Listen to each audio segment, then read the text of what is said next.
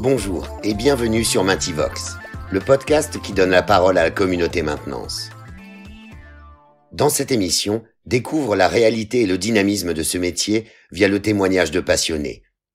Ils partagent avec toi leur choix de carrière, leur évolution professionnelle, leur savoir-faire et leur vision de la maintenance d'aujourd'hui et de demain. Cette semaine, nous accueillons Stéphane, enseignant en Bac Pro MEI. Après un parcours de plus de 10 ans dans l'industrie, il a décidé de transmettre ses connaissances aux jeunes. Il accompagne et forme ses élèves au métier de la maintenance. Si tu aimes cette émission, abonne-toi et partage-la pour faire connaître les métiers de la maintenance. Bonne écoute. Bonjour Stéphane. Bonjour. Merci de m'accueillir dans cet établissement. Donc on est ici dans un lycée professionnel des métiers. Et tu es prof de maintenance des équipements industriels. Maintenance des équipements industriels. Comment est-ce que tu es venu à l'enseignement et à l'enseignement de la maintenance? Quel est ton passé? Comment Le hasard. Le hasard. Le hasard. En fait, j'ai travaillé pendant plus de 10 ans dans l'industrie agroalimentaire comme technicien de maintenance d'une conserverie. D'accord. On mettait du maïs doux en boîte. Et donc je travaillais sur certisseuses, stérilisateurs, voilà. Et je travaillais avec des collègues qui étaient soit chaudronniers, soit mécaniciens auto, voilà. Donc pour donner un petit peu la globalité des personnes qui pouvaient s'y retrouver. En fait, c'est la femme d'un collègue qui venait d'avoir son concours de prof de construction en lycée pro. Et voilà, au cours des échanges, qui me dit, mais pourquoi tu passerais pas le concours? Oui, pourquoi pas. Et puis finalement, quelques temps plus tard, elle est arrivée en me disant, écoute, il y a un prof chez nous qui part à la retraite. D'accord. Est-ce que ça te dirait de le remplacer? On trouve personne. J'y suis parti et je suis jamais ressorti de l'éducation nationale. D'accord. Voilà, je suis rentré comme ça, comme contractuel. J'ai passé le concours et voilà. Et puis maintenant, ça fait bien 14 ans que je suis enseignant. T'as une formation finalement pratique dès le départ. T'as vraiment connu l'industrie. Oui. Ensuite, t'es parti dans l'enseignement pour transmettre un peu ses compétences. Oui, alors ce qui m'a motivé pour partir dans l'éducation nationale, c'est effectivement le côté transmettre un métier. Ça m'a plu parce que déjà dans le milieu professionnel, on accueillait des jeunes en stage. D'accord. Et régulièrement, on me demandait de les prendre en charge, de les prendre en main. Donc voilà, je les chapeautais un petit peu. Les stages, du coup, c'était vraiment important dans ton entreprise. Vous accueilliez beaucoup de. Ouais. Sur toute l'année, on avait toujours 2-3 stagiaires. Donc ça, c'était quand même important aussi. Puis on avait quand même un responsable de maintenance qui était assez pour justement cette transmission par entre guillemets l'apprentissage, voilà, transmettre le savoir ou les compétences des anciens. Ça, c'est quelque chose qui est important. La maintenance, c'est un métier de retour d'expérience. On transmet en faisant et en montrant des choses qui marchent, des choses qui marchent pas. Et le stage, c'est vraiment le premier contact. Il y a le côté professionnel, le côté transmission de savoir ou de compétences, mais il y a le côté aussi humain. Et c'est une famille. On est là aussi pour s'aider dans les moments difficiles, des choses comme ça. Et je trouve finalement, quand on arrive, qu'on est tout jeune dans une entreprise, et qu'on a un ancien qui nous prend un petit peu sous son aile, je trouve, il y a un côté rassurant aussi. Donc c'est important aussi pour nous, nous professionnels ou enseignants, d'aider ces jeunes-là à mettre un pied dans la machine, quoi. D'accord. Bon, c'est intéressant. Donc, du coup, tu arrives à transmettre à tes élèves, un enseignement théorique, mais aussi un vécu industriel. Et du coup, c'est intéressant pour accompagner ces jeunes que tu encadres depuis 14 ans. C'est ça. Important. Et puis bon, c'est vrai que le fait d'être passé par le milieu professionnel. Enfin voilà, j'ai 12 ans d'expérience professionnelle dans l'industrie. Pour les jeunes, il y a ça a de l'importance aussi. C'est que ce que je leur raconte, c'est du vécu. C'est du vécu. Donc c'est important. Alors, on est ici dans un lycée des métiers. Est-ce que tu pourrais juste expliquer ce que c'est qu'un lycée des métiers? Alors déjà, le lycée des métiers, c'est un label qui est accordé par le ministère de l'Éducation nationale aux établissements qui proposent des formations professionnelles ou technologiques autour de métiers cohérents par rapport nous, ça va être plutôt du service à la personne, du service à l'industrie, aux entreprises. Donc nous, dans nos formations qu'on peut avoir, on a donc le service aux industries ou aux entreprises qui va être représenté par la formation maintenance, la formation MELEC, tout ce qui est électricité. Il y a un autre domaine qui concerne le service à la personne aussi. Les 2 formations techniques qu'il y a dans ce lycée, c'est le bac pro MEI et le bac pro MELEC, absolument, qui est le bac pro électrotechnique. Très bien. Donc lycée des métiers, c'est un label, ok. Et vous formez ici en formation initiale uniquement. Est-ce que vous avez aussi de la formation continue? Qu'est-ce que vous faites comme formation? On a formation initiale. À la rentrée prochaine, on aura également de la formation en apprentissage. Voilà. On va ouvrir les portes en fait de ces formations-là aux apprentis également. Alors formation continue, on aura de la formation continue avec des adultes, mais pas forcément sur ces filières-là. Une filière industrielle, mais ça, on aura un autre titre, c'est-à-dire qu'on a le bac pro MEI pour tout ce qui est donc jeunes qui sortent de 3e en formation initiale ou formation apprentissage, mais on a également d'autres formations, par exemple des CQPM. Donc les CQPM, ce sont des certificats de qualification paritaire de la métallurgie. On va délivrer un CQPM sur une partie assemblage, montage de systèmes mécanisés. Donc en fait, on fait du démontage, du remontage de systèmes mécanisés. Alors, ça peut être des systèmes mécanisés électriques, pneumatiques, hydrauliques, mécaniques. Et ces adultes qui sont souvent en reconversion professionnelle, ils viennent chez nous pour obtenir ce CQPM-là qui va leur ouvrir des portes d'entreprise parce que c'est une certification qui est reconnue par l'UIMM. Donc ça, voilà, généralement ce genre de CQPM ouvre pas mal les portes de l'aéronautique.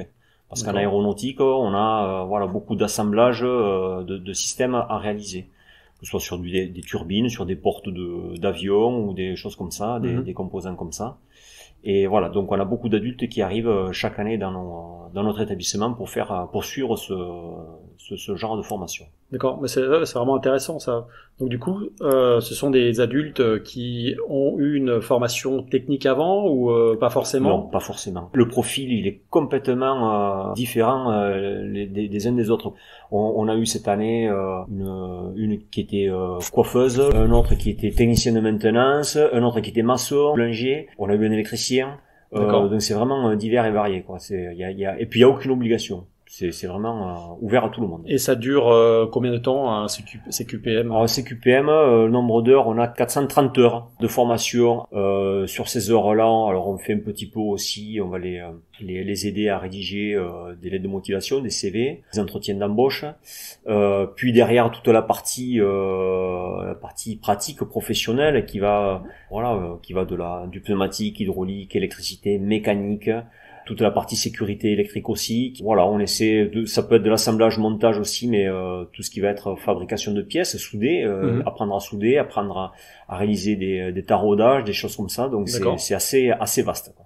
D'accord. Voilà. Donc vous leur donnez les bases ici dans l'établissement de tous les gestes un peu techniques qui leur permettent de s'intégrer dans une usine ou. Absolument. Absolument. Et puis bon, alors certains étaient surpris que l'on fasse de l'électricité, mais on a par exemple des gens qui sont partis en stage chez Alstom, une entreprise qui fabrique des composants électriques pour tout ce qui est rames de métro. Et ils sont plutôt amenés à faire de la production derrière ou aussi de la maintenance? Plus de la production. Plus de la production. Ouais. Donc s'ils sont dans le service maintenance, c'est-à-dire qu'ils vont récupérer par exemple une rame de métro, se retrouver à devoir tout démonter, remettre la pièce neuve, remonter et ça repart. En tant qu'enseignant, tu es amené même aujourd'hui, à finalement enseigner à des jeunes, mais aussi à des adultes. Tout à fait. Donc du coup, ça montre aussi une autre dimension de ces centres de formation qui sont ouverts à la reconversion aussi, parce que c'est vrai que là maintenant, c'est un métier où on a un manque de main d'œuvre et de personnel. Donc la reconversion, c'est aussi un choix que peuvent faire des adultes pour s'ils recherchent des filières qui recrutent et qui leur donnent un nouvel avenir ou une nouvelle trajectoire professionnelle, par le CQPM et en passant par vos centres de formation, ici c'est une bonne solution. Notre métier, pas le métier d'enseignant, mais notre métier de technicien de maintenance, finalement c'était un métier qui ouvre les portes partout, quoi. Enfin, moi je me rends compte tous les jours que je pourrais presque travailler partout, quoi. Que ce soit aéro ou agroalimentaire, finalement peu importe, quand on a des connaissances, on est super polyvalent, quoi. C'est un métier transversal.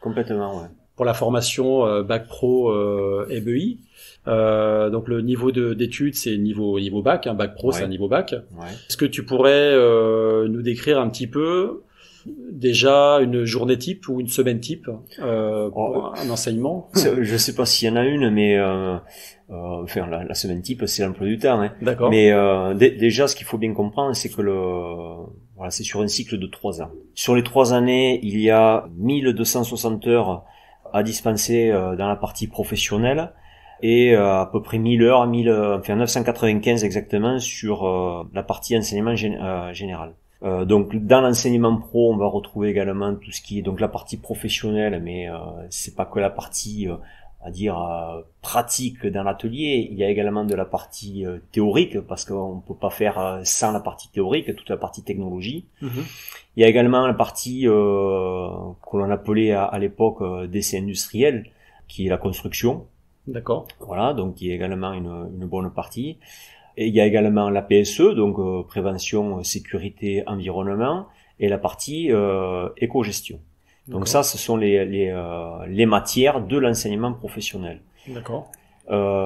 Sur la semaine, ça représente 1 heure d'éco-gestion, 1 heure de PSE, 3 heures de construction, et on a 12 heures d'enseignement pratique. Alors ça peut être, on peut faire 12 heures d'atelier, et puis la semaine d'après, on peut se retrouver à faire que 9 heures et 3 heures de techno. Voilà, ça change un petit peu comme ça. Mais parce qu'on peut pas faire sans la techno. Donc ça, c'est une partie qui est également importante. C'est ce qui est d'ailleurs essentiel pour nous aussi, pour comprendre comment fonctionne un système automatisé, par exemple. D'accord. On a besoin de connaître les composants, connaître le rôle de chacun. C'est ce qui va nous permettre de faire un bon diagnostic, puisque finalement notre métier, c'est être technicien de maintenance, c'est certes maintenir en bon état de fonctionnement, mais c'est aussi réparer quand ça tombe en panne. D'accord. Et pour ça, il faut connaître tous les composants. Alors, en faisant le tour de l'atelier, je me suis rendu compte qu'il y a vraiment différentes disciplines qui sont enseignées, enfin au sein de la technique bien sûr, mais aussi bien du soudage que de la mécanique. J'ai vu des roulements, il y a de l'électricité. Il y a Qu'est-ce que vous cherchez à obtenir avec un bac pro en formant des gens au bac pro maintenance? Un médecin généraliste. Un médecin généraliste. Voilà. C'est le médecin généraliste des machines. C'est ça, exactement. Ah mais c'est tout à fait ça. C'est souvent je dis aux élèves, on est des médecins généralistes. C'est D'accord. Ça. Mais tout est lié. D'accord. Quand l'on doit faire tourner un moteur électrique, on va le commander électriquement. Il va entraîner un réducteur. Le réducteur, ce sont des pignons, ce sont des roulements. Voilà, dans un bain d'huile. Donc tout ça, quand ça tombe en panne, il faut être en capacité de le stopper, de le consigner électriquement. Et puis de réparer la partie mécanique. Voilà, la mécanique, l'électricité, le pneumatique, l'hydraulique, tout est lié. D'accord. Et on peut pas faire l'un sans l'autre, quoi. Il faut avoir une vision d'ensemble du système. Il faut une vision globale. Ouais. Comment se fait la progression pédagogique? Les jeunes qui arrivent...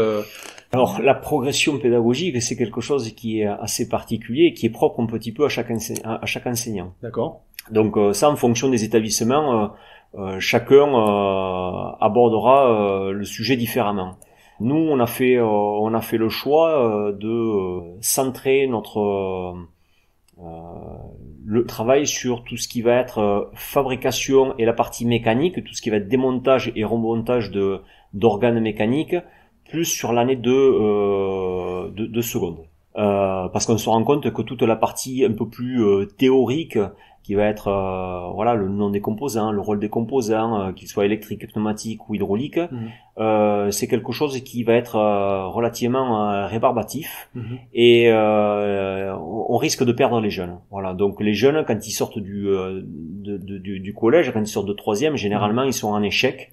D'accord. Pas tous, mais beaucoup sont en échec. Et si on commence à les entre guillemets saoulés avec beaucoup de technologie, on risque de les perdre. Donc ils ont envie de manipuler, donc on essaie un petit peu de les remettre en confiance aussi, avec des travaux de fabrication de pièces. Ils apprennent à souder, donc on voit aussi un petit peu du pneumatique, un petit peu d'électricité, mais ça reste des bases. Et ensuite on va laisser cette partie fabrication pour s'orienter davantage sur la partie pneumatique, hydraulique, électricité. Voilà. Pour arriver ensuite à la partie diagnostic en terminale.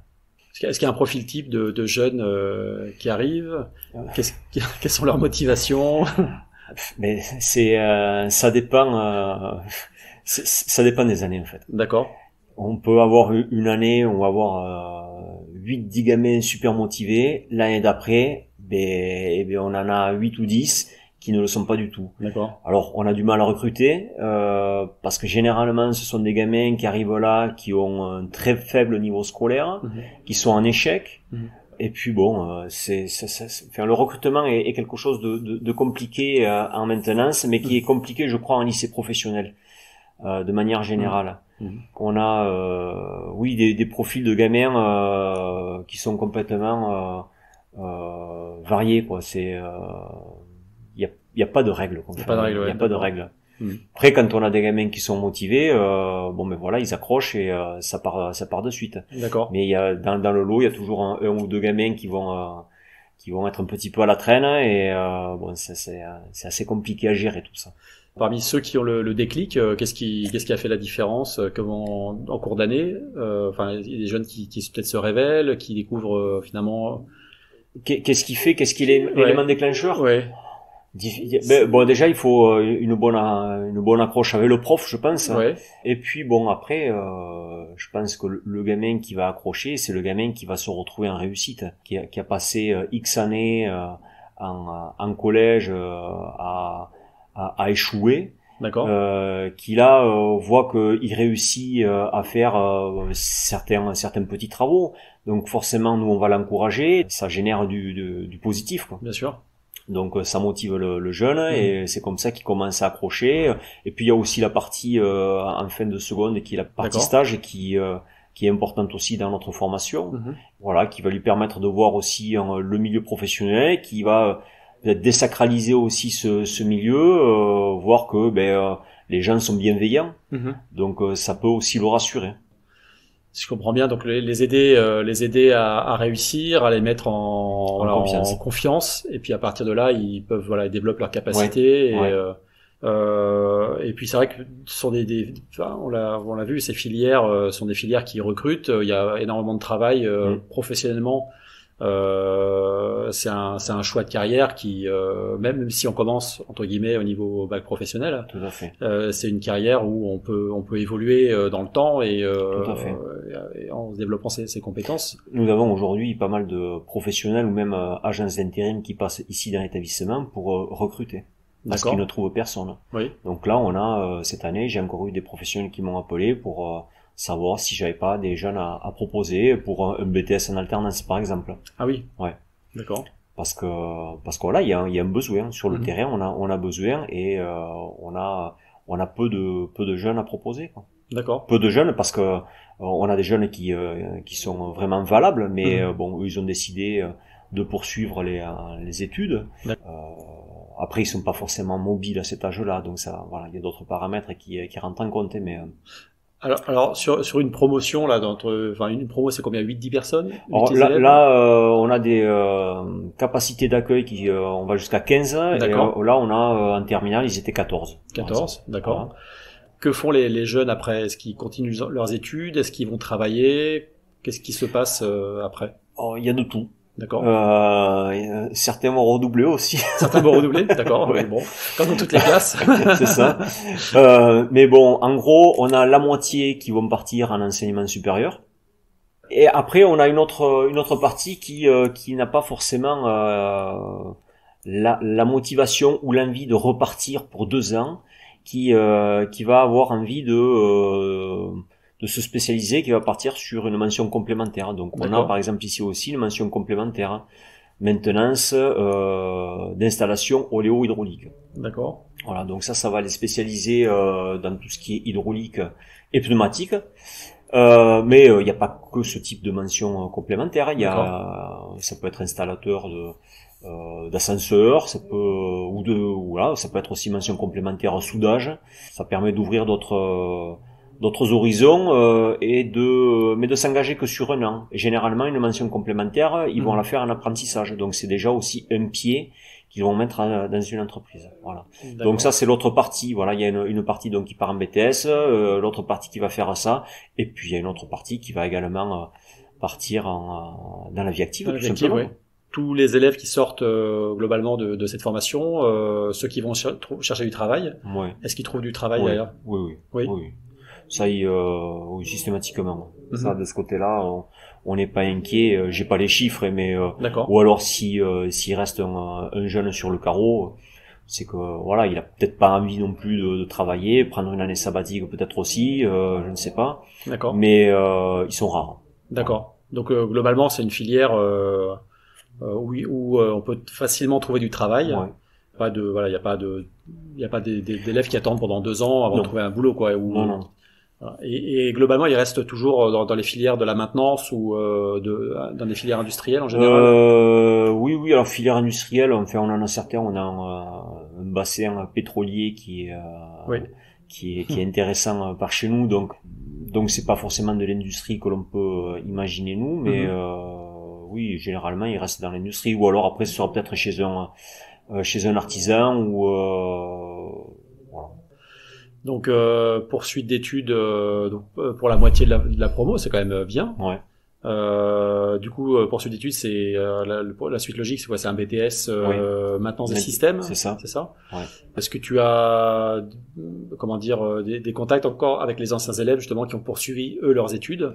On en a quelques-uns. Oui. On a quelques contacts. On en a qui après le BTS sont partis faire une licence pro aussi. Je crois qu'il y en a un, et j'en connais qu'un.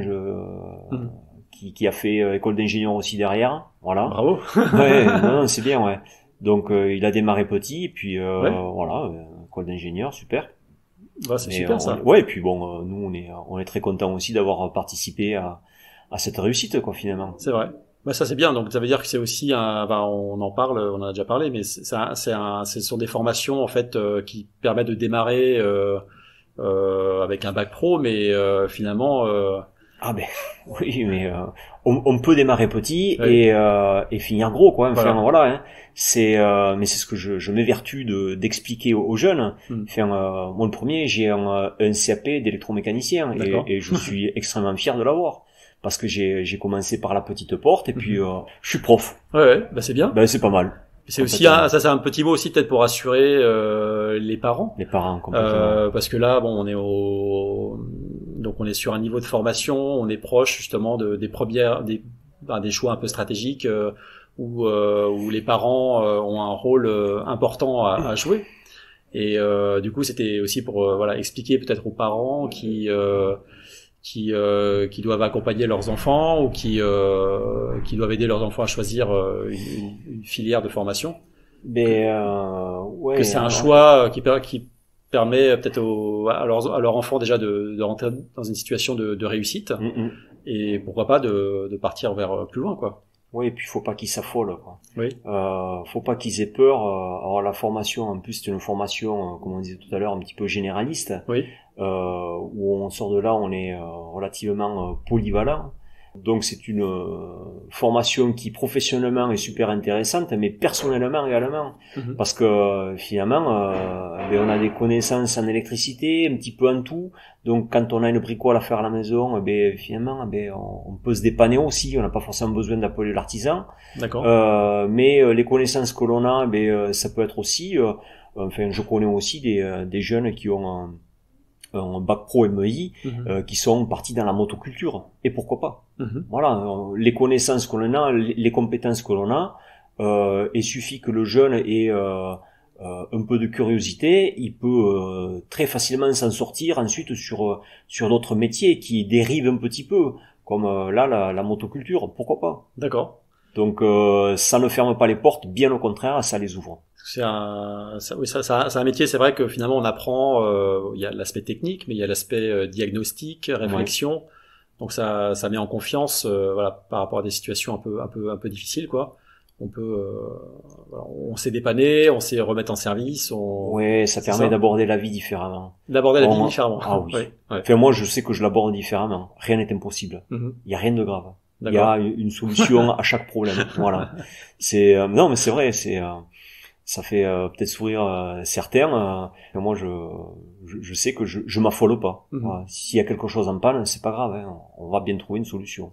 Bon, bah ça c'est bien, ça c'est intéressant. Enfin, je souris parce que ça me rappelle pas mal de situations où finalement, c'est vrai que en prenant les choses avec sérénité, on arrive à relancer des machines qui étaient à l'arrêt, perdues, avec des productions tendues et qu'on peut relancer.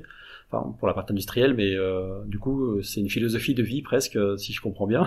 Qu'est-ce que tu pourrais dire des qualités qu'on doit avoir pour alors on revient peut-être un peu sur la même question, mais les qualités qu'on doit avoir sur ces métiers?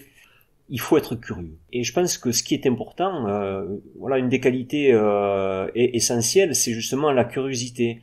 Chercher à comprendre comment fonctionnent les choses, être attentif à son environnement, être attentif. Quand je dis environnement, ça peut être tout simplement le bruit, ou quand on est sur une machine par exemple, ou quand on est notre voiture tombe en panne par exemple, qu'est-ce que j'ai entendu comme bruit juste avant, est-ce que j'ai pas senti une odeur de brûlé, est-ce qu'il n'y a pas eu un coup de chaud, est-ce que j'ai pas senti le chaud. Toutes ces notions là, il faut faire appel aussi à tous ces sens. Ça c'est, je trouve, quelque chose qui est important. Ensuite, il faut aussi faire preuve de bon sens, être logique. Il faut aussi avoir une certaine rigueur, parce que quand on fait un travail, que ce soit rédiger une lettre ou que ce soit un travail manuel, si on n'a pas la rigueur de contrôler ses fautes, on fera un courrier avec plein de fautes, ce qui peut donner un sens différent aussi aux mots qu'on veut ou au message que l'on veut faire passer. Mais cette rigueur-là, elle peut manquer aussi sur le travail, c'est-à-dire que si on remonte un composant ou un organe mécanique avec un joint qui a été monté à l'envers, on aura une fuite. D'accord. Donc il faut être rigoureux par rapport à ça aussi. D'accord. Voilà. Après la fibre manuelle, souvent on parle de fibre manuelle. Bon, c'est sûr, c'est mieux de l'avoir. Je pense que si on l'a pas, c'est quelque chose qui peut se travailler. Puis après, il faut avoir un côté peut-être créatif, parce que c'est la création, c'est ce qui permet aussi dans notre métier, on nous demande souvent de faire une maintenance améliorative. Améliorer un système, c'est imaginer. Qu'est-ce qu'on pourrait lui amener de plus, qu'est-ce qu'on pourrait faire, voilà. Et je trouve que ce côté création est quelque chose qui permet aussi de repousser certaines limites. Enfin, je vois mes élèves, le côté créatif nous permet aussi de réaliser de belles choses. Par exemple, avec les compétences que l'on a, qui va être le soudage, par exemple. D'accord. Savoir souder, on a fabriqué des tabourets. D'accord. Des tabourets qui ont un côté design assez sympa. Donc on est à la fois dans une formation technique quand même, rigoureuse, mais il faut du coup avoir ces capacités à inventer, ce côté créatif qui nous aide peut-être à prendre du recul, imaginer des solutions, dans le cas de réparation ou de dépannage, des solutions un peu créatives parfois. Oui. Et puis le côté créatif permet aussi, parce que quand on est là, on est en situation pédagogique. Oui. Donc si la machine tombe en panne et qu'elle reste en panne 10 heures ou 20 heures, notre production est pas trop comment dire, contente. Enfin non, la nôtre on n'en a pas, donc de ce côté-là on n'est pas trop embêté. Ah oui. Par contre dans l'industrie, la production, si elle est arrêtée 10 heures ou 20 heures, c'est pas la même. Donc le côté créatif permet aussi à imaginer, permet aux techniciens d'imaginer peut-être une solution entre guillemets dépannage pour le temps que la nouvelle pièce arrive, etc., pour faire un changement un peu plus solide. Et ça nous permet de faire une réparation. Des fois ça peut sauver des productions. Voilà. Et moi, mon expérience, je me rappelle où on se retrouvait avec 20 000 boîtes coincées dans un stérilisateur. Il fallait pas qu'elles restent arrêtées plus de 3 ou 4 minutes, parce que sinon toutes les boîtes explosaient à l'intérieur.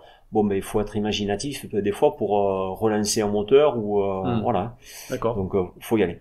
Donc et j'ai noté que finalement faut pas forcément avoir la fibre manuelle, faut l'avoir peut-être un petit peu, mais c'est quelque chose qui pour toi se développe au fil de la formation, qui peut grandir, quoi. Tout à fait. Et puis les jeunes que l'on croise aujourd'hui, moi je sais que quand je suis rentré dans le lycée professionnel en tant que lycéen, moi j'adorais démonter le moteur de mon 102, le remonter, je trafiquais. Aujourd'hui, je peux poser la question aux jeunes, il y en a pas 10 ou 15% qui le font. Oui. Voilà. Donc donc voilà, donc cette fibre, ils l'ont pas forcément. Et elle vient. Et puis ils apprennent et puis ils se rendent compte que ils imaginaient pas réussir une pièce. Voilà. D'accord. Donc il y a la joie aussi de la réussite. Je leur explique aussi que les gestes, c'est pas des gestes du hasard, quoi. Il y a un savoir-faire, il y a une position, il faut savoir bien prendre une scie à métaux et scier droit avec une scie à métaux. D'accord. Ça paraît très facile, c'est pas si simple que ça. Oui. Et donc je montre aux jeunes comment on se positionne. Voilà, il y a une tenue, il faut faire attention à la position de son avant-bras, à la hauteur de son coude, voilà, des petites choses comme ça. Et quand ils écoutent ça, la posture, d'accord, ils se rendent compte que ben ouais, c'est mieux. Ouais. Voilà. Et donc la fibre manuelle peut venir aussi comme ça. Ça s'apprend, c'est un apprentissage. Et oui, mais après la fibre manuelle quelque part, beaucoup l'ont eu parce que ils étaient peut-être à la maison avec un grand-père ou un père qui bricolait et qui on l'accompagnait, donc on tenait le marteau du papy et aujourd'hui ils ont peut-être des parents qui ne le font pas. Et ben c'est nous qui le faisons ici. Qu'est-ce que tu pourrais dire aux jeunes pour les convaincre de suivre la formation en bac pro FEI? Leur dire que c'est un métier qui ouvre énormément de portes, qui nous permet d'avoir une vision très large et qui nous apporte tout un tas de connaissances intéressantes, certes pour le milieu professionnel, mais pour le côté personnel également. Toutes les compétences que l'on peut acquérir nous ici, moi aujourd'hui au quotidien, elles me servent chez moi. Enfin, je vois les jeunes aujourd'hui qui ont envie, avec le premier salaire, peut-être de se payer une moto, de s'acheter la première voiture. On n'a pas forcément des gros salaires, puis on y est tous passés. Les compétences les connaissances que l'on va acquérir ici vont nous permettre justement de nous dépatouiller avec pas aller chez un mécanicien pour faire réparer sa voiture, on va se le faire. Hein. D'accord. Et il y a une satisfaction aussi à se faire les choses. Voilà, on est fier. On est fier d'avoir réparé sa voiture, d'avoir bricolé sa moto. Donc voilà, ce que je peux leur dire, c'est que voilà, ça apporte énormément aussi d'un point de vue personnel. Et puis quelqu'un qui est extrêmement débrouillard, enfin, je le vois moi au quotidien, on est extrêmement sollicité. D'accord. Parce qu'on est entouré de personnes qui sont de suite en panique, parce que on a quelque chose qui tombe en panne à la maison, ou ça a disjoncté, ou j'ai une prise à rajouter, ou des choses comme ça. Et nous on sait faire. Hein. Nous c'est pas un problème. Quoi. Donc on est sollicité. Quelque part c'est une reconnaissance, quoi. À t'écouter, ça me donne super envie parce que finalement, moi j'ai le sentiment que en venant ici ou dans ces formations, on peut se mettre en situation de réussir déjà. Ça c'est une chose importante. Et autre chose que je perçois aussi, c'est on acquiert de l'autonomie, de l'autonomie et de l'indépendance. Et du coup, ça, c'est un peu le même système, c'est-à-dire que plus on se sent capable de faire les choses par soi-même, plus on prend confiance en soi. Et on se sent utile aussi finalement autour de soi parce que on est capable de faire des choses et on peut être potentiellement et on est reconnu en tant que personne capable de créer, de produire des choses. Absolument. Donc, mais c'est vrai que tu viens de parler d'indépendance et j'en avais pas parlé jusqu'à maintenant, mais c'est vrai, on est complètement indépendant. Contrairement à certains qui vont être dépendants du petit artisan du coin pour les dépanner pour tout un tas de choses. Nous de ce côté-là on est tranquille, quoi. Donc non mais c'est une liberté et c'est une liberté aussi d'esprit. Enfin on n'angoisse pas, quoi. Enfin quelque chose peut tomber à la maison, ce n'est pas grave. Et c'est vrai que aussi d'un point de vue professionnel, finalement aujourd'hui on rentre dans une époque où les jeunes, les moins jeunes d'ailleurs, construisent leur carrière. On rentre plus dans une entreprise à vie. Donc moi je le vois côté recrutement. Les jeunes peuvent changer tous les 3-4 ans d'entreprise, voire moins, parfois un peu plus, mais globalement on va dire à peu près 3 ans, c'est la durée de vie dans une entreprise. Et on assiste aussi au développement avec l'internet, etc., de tutoriels dans plein de domaines. Et du coup là, on arrive avec des jeunes qui ont des formations en maintenance, qui peuvent, en étant autonomes finalement et en étant curieux, développer un savoir-faire qui sera très utile, qui peut être très utile aux entreprises. Alors, dans l'industrie en ce moment ou dans le monde du travail, on parle beaucoup de la féminisation. Et est-ce qu'il y a beaucoup d'étudiantes parmi tes élèves? Non, c'est bien dommage. D'accord. Non, c'est bien dommage parce que on en a vu passer. D'accord. Quelques-unes, filles qui étaient très motivées, qui ont réussi. Oui. Mais voilà, la petite graine ne prend pas, quoi. Enfin, voilà, ça n'intéresse pas les filles. D'accord. Alors, est-ce que c'est la filière qui fait peur? Je ne sais pas. Est-ce que c'est le côté mécanique? Je ne sais pas du tout. Je ne sais pas. Mais c'est dommage parce que finalement, les filles apportent aussi un petit peu de fraîcheur, on va dire. D'accord. Une fille dans une classe où les jeunes ce sont des ados. Donc voilà, ils sont tous un petit peu voilà, certains jouent au rugby, donc on est un petit peu pris de décoffrage. D'accord. Et puis voilà, quand il s'agit de bouger un moteur, forcément on est plus fort que les autres, on va le porter tout seul. Ouais. Bon, mais la fille, elle va aborder les choses différemment. Et elle va aussi leur montrer qu'elle peut réussir sans forcément se faire mal, en utilisant les moyens de manutention mis à disposition, des choses comme ça. Et voilà, ça renvoie un petit peu les garçons aussi dans leur 22, on va dire. D'accord. Donc je trouve que c'est intéressant. Et puis puis elles apportent le regard féminin, quoi. Donc elles apportent une certaine douceur aussi. Je trouve qu'il y a une autre approche qui est intéressante. Voilà. D'accord. Et puis moi je trouve que c'est bien que que ce métier-là soit ouvert aux filles également, enfin aux filles, aux garçons, à tout le monde, tout le monde a sa place. Bien sûr. Vraiment. Donc c'est pas un métier d'homme, c'est pas un métier de femme, c'est voilà, c'est voir voilà, être curieux, être créatif, attentif à ce qu'on a vu tout à l'heure, mais donc c'est ouvert à tout le monde. Je vois pas pourquoi ce serait que les garçons qui auraient droit, quoi. Ok, bon très bien. Je pense que est-ce que il y a des sujets que tu aurais aimé aborder ou des compléments d'information? Alors des compléments d'information, peut-être on n'a pas forcément quand on a parlé du contenu de la formation, donc un cycle de 3 ans. Sur ce cycle, il y a 22 semaines de stage à faire. D'accord. Voilà. Donc 6 semaines en classe de seconde, 8 semaines en première et 8 semaines en terminale. D'accord. Voilà.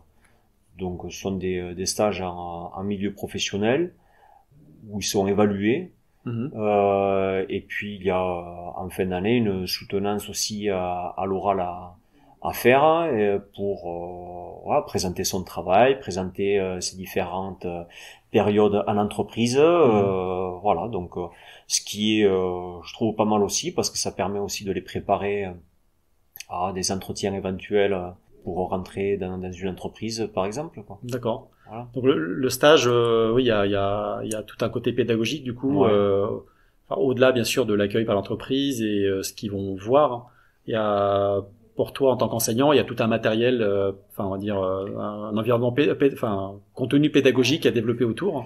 Alors alors déjà nous on va évaluer certaines compétences en entreprise, donc on passe voir les jeunes dans l'entreprise, donc on discute aussi avec les tuteurs. Avec les tuteurs, on voit un petit peu sur quel système ou quel support ils ont pu travailler. D'accord. Voilà. Et puis il y a aussi le côté finalement il y a des jeunes qui sont en contact avec des gens qui sont dans le milieu industriel, des gens du terrain. Et c'est peut-être aussi faire le lien entre ce que l'on a vu à l'école et ce que l'on voit à l'entreprise, qui voilà.